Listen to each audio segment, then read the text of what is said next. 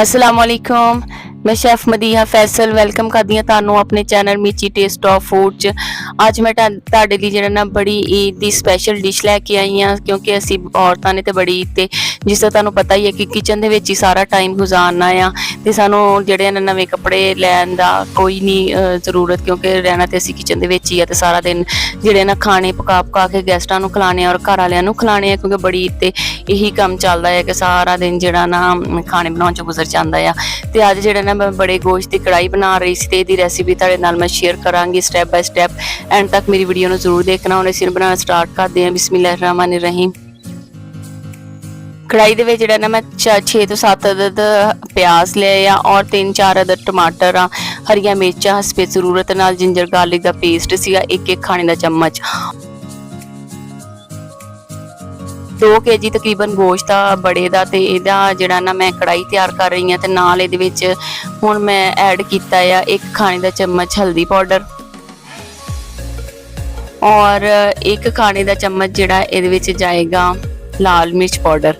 ते तुसी अपने टेस्ट के अकॉर्डिंग जिहड़ा ना नमक मिर्चां नू कम या ज़्यादा कर सकते हैं। अगर तुसी कम खांदे आ ते इनू कम कर लेना, क्योंकि विच हरियां मिर्चां भी डालियां होईयां आ, और अगर तुसी ज़्यादा खांदे आ ते ज़्यादा कर लेना। चम्मच छोटा सीगा ते ये तकरीबन 1 खाने का चम्मच ही हरियां मिर्चां बनदियां, लाल मिर्चां बनदियां आ ते जिन्हों कह लो, लेकिन ये चम्मच छोटा सी ते इसदी मैं 2 इहदे विच ऐड कीते आ। ते हुण जिहड़ा ना नमक जिहड़ा ओहदे भी मैं 2 चम्मच स्मॉल साइज़ दे चम्मच आ ते यही मैं विच ऐड कीते आ। तकरीबन 1 खाने का चम्मच ये बनदा है बड़ा।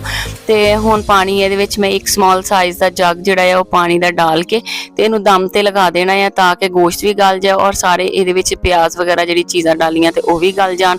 ते इतना ज़्यादा इनू टाइम भी नहीं लगता, क्योंकि ईद दे विच जिहड़ा ना असी बहुत सारिया डिशां बड़े दियां तैयार करनियां आ बकरे दियां। ते यह जिहड़ा ना बीफ की रेसिपी तुहाडे नाल मैं इसलिए शेयर कर रही हूँ पहले ही, ताकि तुसी जिहड़ा ना इनू सेव करके रख लवो। ते ईद ते बड़ी ते तुसी जिहड़ा ना इस तरह बनाओ, झटपट तैयार हो जाता ते बहुत ज़्यादा टाइम भी नहीं इनू लगता, क्योंकि उपर चुल्हे ते असी सारा कुछ डाल के ते पानी डाल के इनू दम ते लगा देना आ।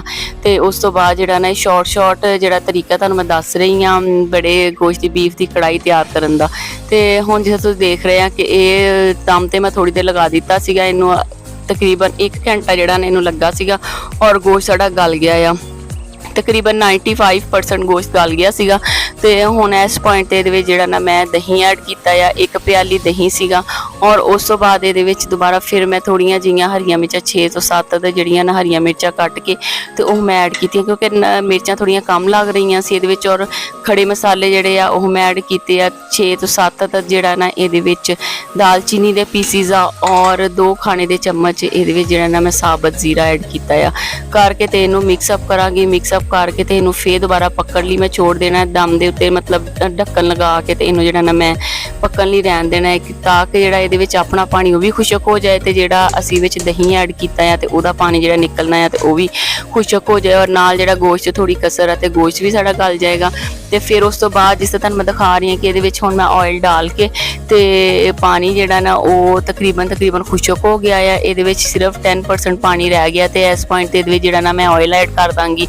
ते ऑयल इहदे विच तकरीबन मैं 1/2 kg ऐड किया सीगा, क्योंकि गोश्त थोड़ा ज़्यादा सी, इसलिए ऑयल इहदे विच मैं 1/2 kg ऐड किया। अगर तुसी घी डालना चाहो तो घी भी डाल सकते हैं। तो जो तक भुजदा आ, जे मेरे भैन भरा नवे आए मेरे चैनल पर पहली दफ़ा मेरी वीडियो देख रहे हैं, वो मेरे चैनल सबसक्राइब भी कर लैन और बैल आइकन के बटन जरूर प्रेस कर दो, ताकि मेरी आने वाली नई वीडियो की नोटिफिकेशन तुहानू मिलते रहन। ते हुण तुहानू मैं जिहड़ा ना तोड़ के दिखांदी हाँ कि एक पीस के कितना अच्छा गोश्त जिहड़ा नल गया है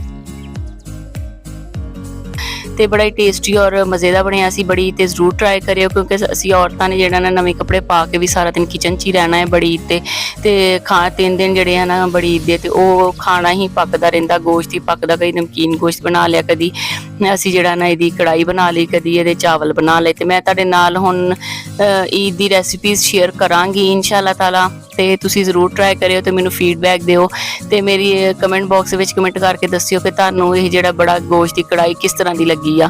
ते मैनू दो तुसी हुण इजाज़त। इंशाअल्लाह ताला मैं अपनी नैक्सट वीडियो दे नाल जल्दी तुहाडी खिदमत च हाज़र होंगी। दुआवां च मैनू याद रखियो। मेरे लो हुण अल्लाह हाफिज़।